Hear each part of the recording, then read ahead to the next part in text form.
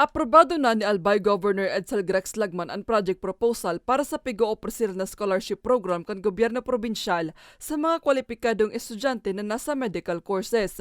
Lunes, Enero 16 kan aprobahan kan gobernador ang nasabing proposal. Sigun kay Albay Provincial Education Officer Dr. Roman Chamberlain Zuniga, bukas na sinda sa aplikasyon sa nasambit na scholarship program. Ang lakdang, susog naman sa desisyon kan gobyerno probinsyal. Alagad paglalinaw ni Zuniga, ang mga estudyante gikan sa mga islang sakopon probinsya ang pwedesirsa ng maka-aprobitsyar kan programa. Siring na sanakan mga nasa San Miguel Island sa Tabaco City asin Rapu-Rapu sa Albay.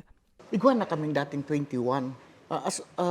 Dahil man kami maako pa, alaton ming makatapos ito, perhaps, igwang matapos ngunyan, pwedeng masalidahan mo ito. Tapos, so iba next year. So next year, third year ngunyan, fourth year na ito next year, ito ang babayad, ito ang lumang kami masalida kay kunyan, kay kadagdagan. Obheto kan programa na matawan prioridad ang mga estudyante nagikan pa sa nasabing isla asin nagaadal ng medisina. Kabale sa rekisito so dapat mautob kan mga aplikante iyo na dapat da isindang back subject. Mayong bagsak na grado, dapat man na residente sa mga isla sa Albay asin dapat may mamantinir na halangkaw na grado. Kabale man sa mga medical courses na pwedeng enrollan iyo ang nursing, pharmacy, radiologic technology, nutrition and dietetics, doctor of medicine asin doctor of dental medicine.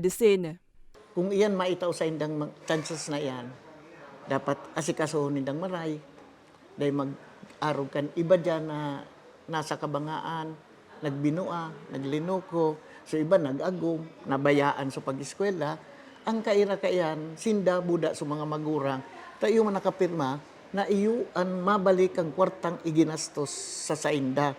Pwede pa sindang, at the option of the provincial government of Albay, pwede sindang makasuhan for breach of contract.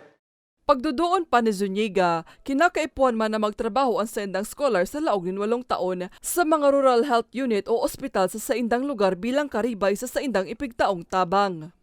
For 8 years, ang pinaka-purpose talaga ng provincial government of Albay, ma-assured ang health services sa mga island municipalities.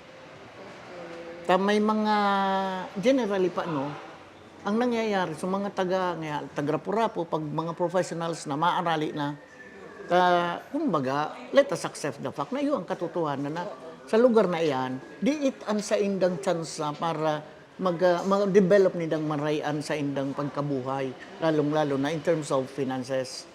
Ngunya na taon, 20 scholars na naakuon kan Provincial Education Office.